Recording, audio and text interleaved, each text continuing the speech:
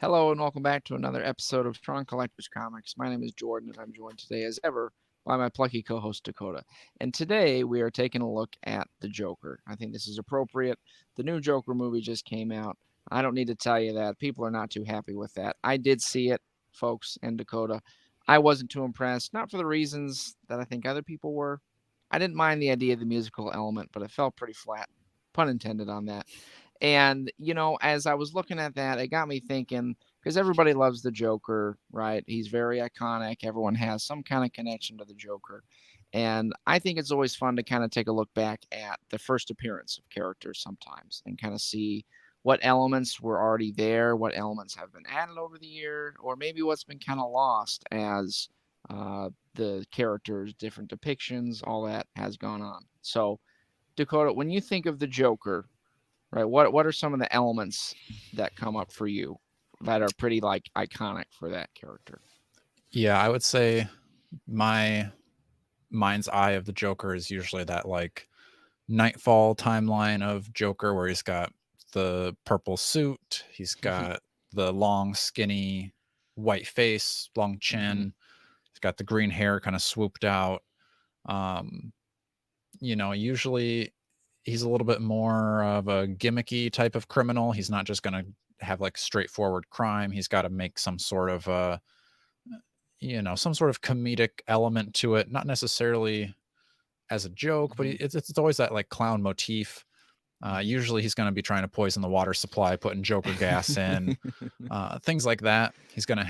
have maybe his henchmen of like, two or three goons with the stripedy shirts. Kind of, they're always going to have that like clown face paint on. And he's always got some sort of, you know, carny circus type of henchman. There's always that type of Mm-hmm. vibe to the group. He's never really going toe to toe with Batman or any of the heroes. He's always got like a thought out plan so that even when he does get caught by Batman, Mm-hmm. Batman gets him, and then Joker then reveals the actual master plan was, oh, I actually set the Joker gas on the other side of town. Mm-hmm. You can either catch me or go Right. stop that. Classic. Mm-hmm. Right. So we've got, of course, the appearance. The smile, all the look. You've got like the henchman in some way. He's always kind of got twists and turns. You never quite can count on him. And then, of course, there's the Joker laugh, right, Dakota? Mm-hmm. I mean, I feel like that's always the question when somebody's cast as Joker. What's his Joker laugh going to be, right? And that's almost seems like the litmus test. Like, how as well as your Joker laugh going to be? And would it surprise you, Dakota, if I told you when I look back at the first appearance of the Joker, there are some of those things, and yet some of them are not there. Particularly, there's not a single laugh from the Joker in the Joker's first appearance. Not a single ha was detected in that first issue by me in Batman #1, way back in I believe 1940. So, kind of briefly, I'll summarize the plot of that one. Spoiler alert! But if you haven't read it by now, it's been out for 80 years, so that's on you. But basically, it's kind of a classic Joker tale in many ways. You've got, he announces on the radio, I'm going to kill this guy by midnight. And of course, the cops are all there and they're like, we got to protect him. And then what happens? He seizes up, dies, and then he's got a smile on his face. And you're like, what the heck? So, and then Joker, it's like, I injected him with poison secretly, 12 hours ago, slow acting. It's like, okay. Mm. So it's interesting though, because you're like, oh, this is kind of a mystery, right? He's almost like actively creating these puzzles. Kind of there's some Riddler elements of like, what the heck's going on? How do we figure this out, right? So that's kind of how the issue proceeds. He announces at various times people will die, and of course he finds a way. He does some disguise. He like dresses him up in self up in costume. There's one where he totally disguises himself as a guy to kill like a judge who was like, this judge locked me away. Um, so you get this sense of, first of all, he's got these poisons that are very unique, and I'm like, how did this guy get these, right? And that's kind of cool because I'm like, presumably Joker's developing these kind of chemicals on his own, which takes a level of skill, right? That I feel like you Mm-hmm. don't always see that in Joker, as far as like science or chemistry or whatever that is. But even beyond that, he's really operating alone. There's nobody with him, and he's got that kind of like classy criminal thing where he's got his own lair with like a bearskin rug and all this cool art on the walls, and which I think is kind of fun. which kind of is a foil to then you see Bruce Wayne. You know, he's sitting smoking his pipe and his smoking, you know, his little smoker jacket, whatever, his robe with Robin, and he's like, oh, we must get him, you know, whatever. I thought that was kind of cool, and he's like disrupting the criminal element, and you see that in like the Dark Knight movies of like he's this new kind of criminal, right, that we can't really predict. So you have that sense, but I also thought it was interesting. There's no like he's working with anybody. He's just kind of doing his own thing. And then of course, one part that really did surprise me to what you said of usually, yeah, Joker, it's like he shows up and Batman just clocks him and that's it, right? Joker can't really do too much in those situations. But there's a bit of a chase, you know, Joker's like jumping on a car and running, and he gets it was surprised me, but he clocks Batman and then kind of kicks him and yeets him off the bridge into the river. And Batman's kind of like, what the heck just happened to me?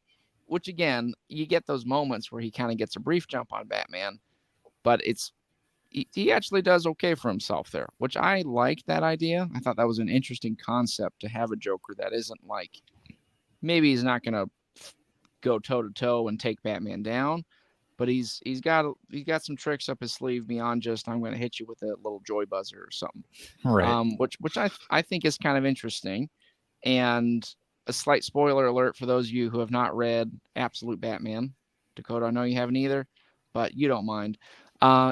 So at the end of that issue, you get a little bit of a tease as Joker is like, they're talking about this guy. He's been trained by Ra's al Ghul, whatever, things like that. And then they see a silhouette, and it's like, that's why they call him the Joker, because he never laughs. And I thought, oh, that's kind of interesting, because again, made me think of this issue where the Joker isn't running around laughing, cackling, doing like he has. It's a cool contrast because he has the clown look and the kind of permanent smile, and yet he's running around killing people. But he's not like goofy, but it still has that kind of, like you said, that like dark humor to it. But he actually feels like a bit of a threat, and like I think sometimes that might happen with Joker, where he doesn't quite feel like a threat in the stories he shows up in anymore.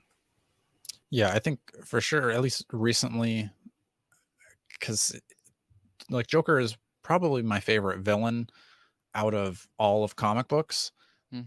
But recently it's kind of fallen flat where, you know, Batman with prep time can beat anybody. So when Batman is taking on Darkseid and he's soloing Darkseid, then when he goes up What's the against Mad the Hatter Joker, gonna do? right, exactly. Anybody in Gotham stands no chance against Batman. So it's made reading Batman stories a little less exciting because, you know, what threat is anyone in Gotham going to pose to him? So I do like this idea of Joker actually making Batman have to level up versus Joker never standing a chance. Yeah. I mean, and I think what can be cool about that is like Batman has all his gadgets, his resources, and whatever, but Joker is more like kind of the underdog, right? Like he's kind of, even in this first issue, I know it's like he's doing it all on his own, but he's staying one step ahead of Batman or like the police or whatever it is. So like with his very limited resources, he has to be very capable actually. And I think that can get lost into like, oh, he's crazy, you know, but it's like, I think if you're doing Joker really well, he is really competent actually. But that's kind of what adds to the threat of him. And our over at Two Guys in a Stack of Comics had a very cool conversation about some of this Joker stuff. So you can go check them out somewhere, wherever they are. But I think they had some interesting points too about how you portray some of those traits in the Joker moving forward, because when you do get so familiar with the character, I think you can lose sight of like what makes that character very appealing in some senses for me. So I wonder about, like with Absolute Batman, we'll see where they go with that. But also in the sense of, you know, I think everyone has a very clear idea of the Joker, like who he is. And I think if you'd like, I would encourage you. There's actually a link I found that just had this Joker comic, like the first appearance. That I think there's some cool things you can find going through that, of like how could you maybe recapture some of those elements of the Joker in the modern day, but also make them kind of playing into the traits that we've come to know from the Joker. And I think things like Joker with the goons, that kind of a lot of that came out of probably popularized by like Batman 89, where he has all the henchmen and they're all wearing the matching jackets and all that, and poisoning the supplies and all that kind of stuff. So for me, I like a Joker that's a little more grounded, like not grounded, but like he's kind of got limited stuff to work with, but he stretches it pretty far, which can be a cool contrast to Batman, who similarly doesn't have powers and yet also has to, face all these threats that